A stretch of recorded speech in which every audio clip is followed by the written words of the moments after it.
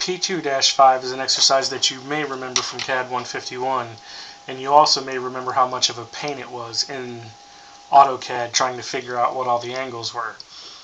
In Inventor, it's going to be a lot easier because everything is driven by the dimensions rather than being driven by the geometry. So first I'm just going to click on New, and I will do an English template, inch IPT. Start my 2D sketch on the front just like I have been, and I'll go to my first line. Now I know that A to B is 5. So once I have my A to B in there, I'm just going to estimate everything else in P2-5 as I go. I know I've got this line right here, then this one kind of comes in. I want to make sure that I don't accidentally get perpendicular.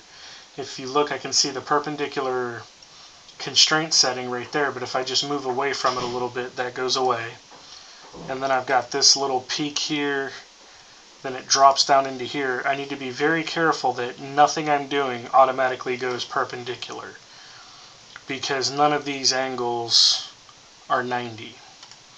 So there I've got all of my lines drawn. Now I can begin the process of dimensioning all of the angles and lengths. So first I'm just going to go to dimension. When I click on a line and move away from the cursor, or move away from the line a little bit, you can see this little aligned symbol come up. If I move too far away, it'll give me that or that.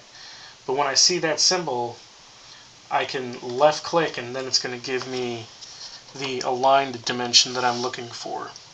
Now the distance between B and C, which is the 2 points that we're dealing with right now, is 3.8376. The distance between C and D is 1.5403. The distance between D and E is not given, but between E and F I am given a dimension of 3.4361. For my next segment, which is F to G, I'm given a distance of 2.3679. My next segment, G to H, I'm given a distance of 1.7713. And for my last segment of H back to A, I am given 3.0881.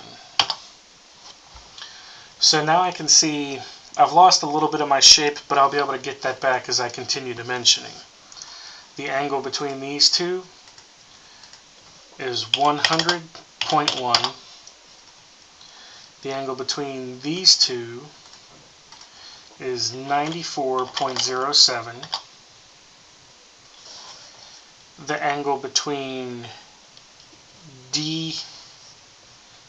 this segment right here, which is segment DE, and segment EF is going to be 61.73. The distance between these two segments is 111.69. Between these two segments, I have 106.59, and between these two segments I have 94.11. Now by putting in all of the dimensions, for a while it looked like everything was going screwy, things didn't look like they were lining up quite right, but the golden rule for this is just keep going, just keep dimensioning, and it's going to come out the way you want it to come out. At this point, everything is constrained, all my dimensions are in. On this exercise, it may be a good idea to go back and double check all of your dimensions, just in case you typed one of them in wrong. At this point, I can go to Finish Sketch, and now I am going to extrude this by its thickness of 1.25. And that is the completed exercise P2-5.